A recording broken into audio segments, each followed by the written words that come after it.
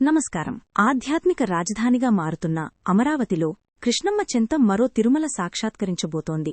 వెంకటపాలెం వద్ద నిర్మిస్తున్న తిరుమల తిరుపతి దేవస్థానం ఆలయం ఇకపై కేవలం గుడి మాత్రమే కాదు, ఒక అద్భుతమైన ఆధ్యాత్మిక కేంద్రంగా రూపుదిద్దుకోబోతోంది. ముఖ్యమంత్రి చంద్రబాబు సూచనలతో మాస్టర్ ప్లాన్లో జరిగిన మార్పులు, రాబోయే భారీ నిర్మాణాలేంటో ఈ వీడియోలో క్లియర్గా చూద్దాం. గతంలో 2 దశల్లో అనుకున్న పనులను ఇప్పుడు ముఖ్యమంత్రి ఆదేశాల మేరకు ఒకే దశలో పూర్తి చేయాలని నిర్ణయించారు. తిరుమల ఆలయ శైలిని ప్రతిబింబిస్తూ, వాస్తు నియమాలను పాటిస్తూ ఈ నిర్మాణాలు సాగుతున్నాయి.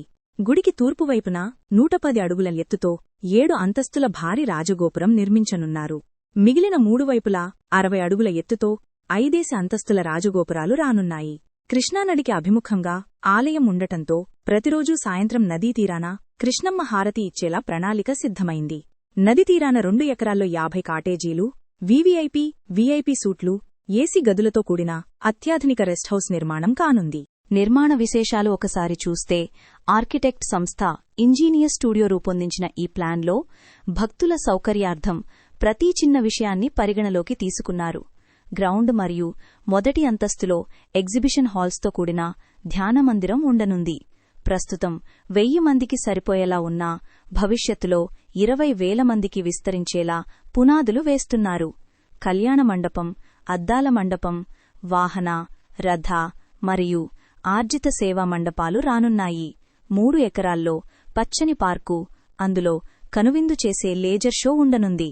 ఇతర వసతులు ఒకసారి చూస్తే, కళ్యాణకట్ట, డార్మటరీలు, హెల్ప్ డెస్క్, ప్రసాదం కౌంటర్లు మరియు సిబ్బంది క్వార్టర్లు రానున్నాయి.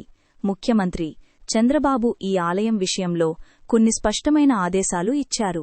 ఆలయ ప్రాంగణం క్లీన్, గ్రీన్ మరియు హైజీనిక్గా ఉండాలని, ప్రతి నిర్మాణంలోనూ ఆధ్యాత్మికత ఉట్టిపడాలని సూచించారు.